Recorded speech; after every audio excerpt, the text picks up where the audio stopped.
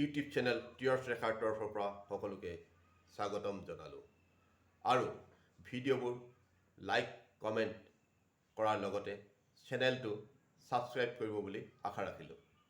বন্ধুসকল, মানুহ বিখ্যাত হোৱাটো সহজ, কিন্তু ভাল হোৱাটো খুবেই কঠিন।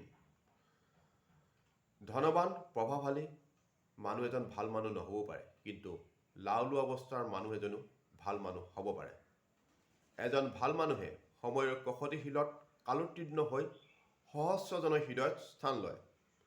এখন ভাল মানুহপূৰ্ণ সুস্থ সমাজ গঢ়িবলৈ আমি অভিভাৱক আৰু শিক্ষকসকলে ধন দৌলত সা সম্পত্তি প্ৰাচুৰ্যই যে ভাল মানুহ হোৱাৰ একমাত্ৰ চাবিকাঠি নহয়, এই বাস্তৱ কথাষাৰ চালুকীয়া বয়সৰ পৰাই সন্তান তথা শিক্ষাৰ্থীক অনুধাৱন কৰাব লাগিব।